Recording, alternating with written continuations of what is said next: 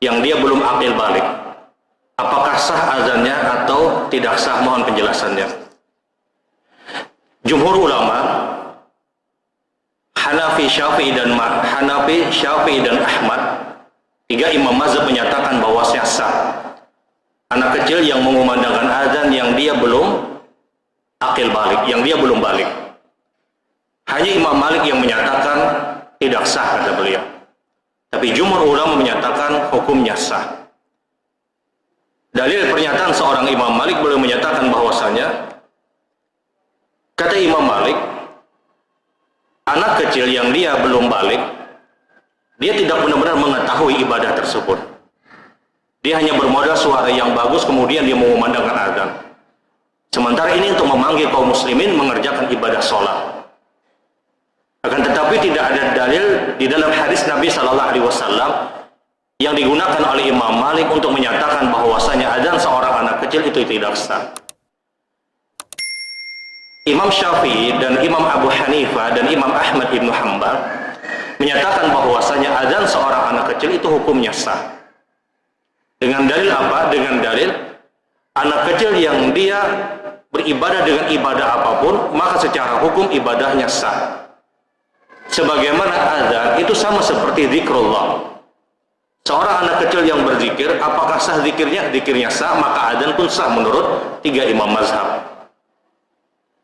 Mereka mensyaratkan bahwasanya anak kecil yang dia mengumandangkan azan, yang azan itu dianggap sah ketika anak tersebut anak yang mumayyiz, anak yang mengerti bagaimana cara mengumandangkan azan.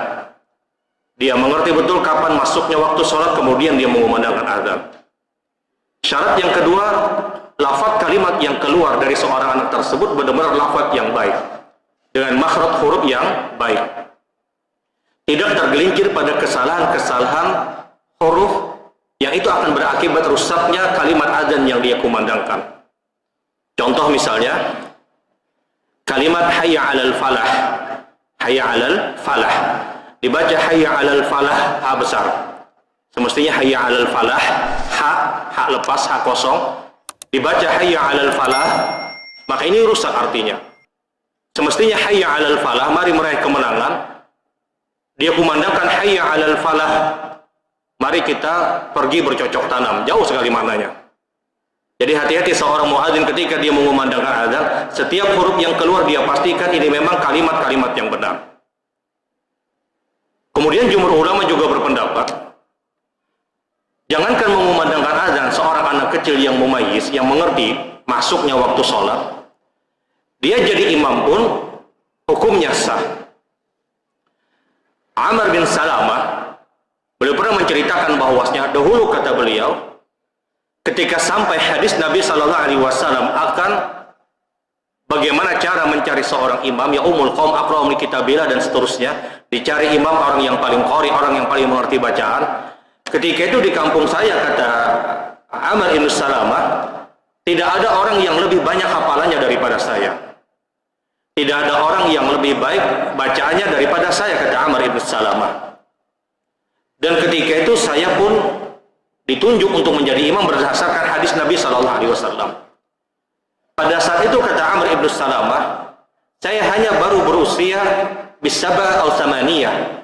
Saya hanya baru berusia 7 tahun atau 8 tahun. Bayangkan 7 tahun. 7 atau 8 tahun. Amr bin Salamah menjadi imam di belakang ayahnya sendiri dan beberapa sahabat radhiyallahu taala anhum. Usia 7 tahun didaulat jadi imam. Kenapa? Ya umul qaum aqra'u li kitabillah. Karena dia orang yang paling qari, yang paling banyak hafalan, dan dia mumayyiz, mengerti bagaimana cara sholat.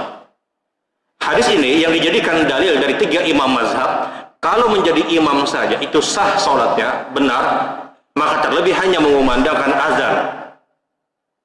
Sehingga dari pendalilan tersebut, wallahu a'lam, pendapat jumhur ulama adalah pendapat yang lebih baik, bahwasanya sahnya seorang anak kecil yang mengumandangkan azan ketika dia adalah orang yang mumayyiz, mengerti bagaimana cara mengumandangkan azan, dan dia punya makhraj yang lebih baik dan lebih bagus dibandingkan orang yang lain. Wallahu a'lam.